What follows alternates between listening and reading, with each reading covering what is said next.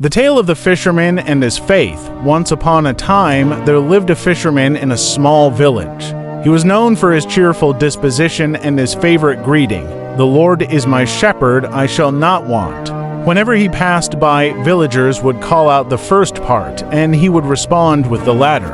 This simple exchange became a daily tradition, morning and evening. The fisherman's popularity grew as his faith and joy in his work were evident to all. However, the king of the land felt threatened by the fisherman's growing fame. He viewed the man's influence as a challenge to his own authority, even though the fisherman had no royal status, no ring, and no crown, just a humble man with a beloved greeting. As the village prepared for an upcoming festival, the king devised a plan to bring down the fisherman. He decided to honor him with a dangerous task. The king and his advisors approached the fisherman and presented him with the king's ring, asking him to safeguard it until the festival day, when he would return it in front of everyone. The fisherman, trusting in God, accepted the task, saying, "The Lord is my shepherd, I shall not want." Little did he know that this was a ploy to see if his faith could save him from an impending disaster. Unbeknownst to the fisherman, the king's men bribed his wife to steal the ring. They offered her a generous reward, and despite initial resistance, she succumbed to their temptations. She took the ring and handed it over to the king's men, who then threw it into the river. As the festival day approached, the fisherman, confident in his faith, went to retrieve the ring, only to find it missing. His wife pretended to help him search, but she knew the ring was gone. Despite his distress, the fisherman continued to declare, "The Lord is my shepherd, I shall not want." On the morning of the festival, weary and disheartened, he went fishing one last time. He caught only one fish. Feeling defeated, he brought it home, intending to prepare it as his last meal. As he cut the fish, his knife struck something hard. To his astonishment, he found the king's ring inside the fish. Filled with renewed faith, he went to the festival. When called to present the ring, he confidently stepped forward and produced it. The villagers cheered, and the king and his advisors were left in confusion. The fisherman proclaimed, "The Lord is my shepherd, I shall not want," and the people responded in kind. The king, seeing the miraculous recovery of the ring, could not deny the fisherman's unwavering faith and integrity. The story of the fisherman and his trust in God spread throughout the land, reminding everyone that true honor and security come from faith, not power or position. A lesson from Bill Gates. Bill Gates, one of the wealthiest individuals in the world, once shared a story that highlights the true meaning of wealth. Years ago, before he became famous, Gates was at an airport in New York and wanted to buy a newspaper. Realizing he had no money, he decided to return the paper. The vendor, noticing this, offered him the newspaper for free. Gates accepted, grateful for the kindness. A few months later, Gates found himself in a similar situation at the same airport. Once again, the vendor gave him a newspaper for free. 19 years later, after Gates had become a billionaire, he remembered the kind vendor. Determined to repay the favor, he searched for the man and eventually found him. Gates asked if the vendor remembered him and the newspapers he had given for free. The vendor did remember. Gates, wanting to repay the kindness, asked the vendor what he wanted in return.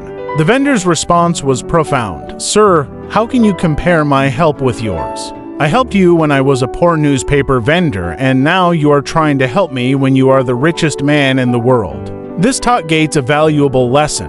True richness is not measured by wealth but by the generosity of spirit. The vendor had helped him without expecting anything in return, showing that having a generous heart is more valuable than having a lot of money.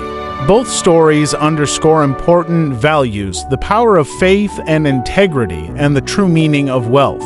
They remind us that trusting in a higher power and having a generous heart are what truly enrich our lives. To all married men, leadership begins at home. 22 reflections on your leadership qualities. 1. Service to all. True leadership is about serving others selflessly. If you can't do this without expecting a reward, you still have room to grow. 2. Handling criticism. If you struggle with criticism or hate speech, you're not ready to lead. 3. Forgiveness. A leader must have the capacity to forgive and move on. 4. Consistent goodness. Keep doing good even when it's not acknowledged. 5. Guiding followers.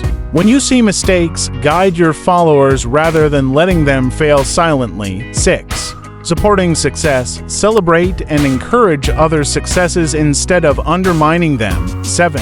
Wishing well. A genuine leader never desires the downfall of their followers. 8. Opening doors. Don't hinder your subordinates' growth out of fear they might outshine you. 9. Creating successors. True leaders mentor others to succeed and eventually take over. 10. Continuous improvement. Keep learning and growing in all aspects to lead effectively.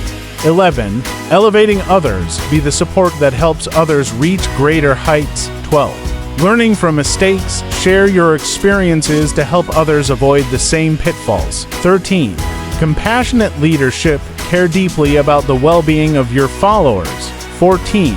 Parental care. Lead with the protective nature of a father and the nurturing heart of a mother. 15. Empathy in action. Actively care for the struggles of your followers. 16. Resilience against evil.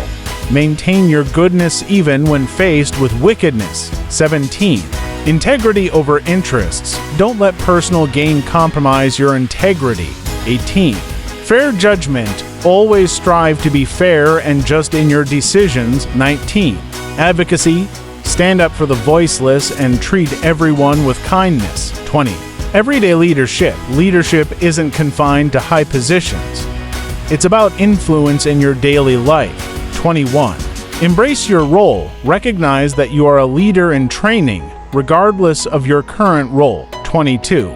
Spiritual leadership. Regularly pray for those you lead, showing care through your faith. Remember, leadership begins at home and extends to all areas of life. Be a compassionate, fair, and supportive leader wherever you are. Don't misuse your position. Instead, use it to uplift others and guide them to greatness.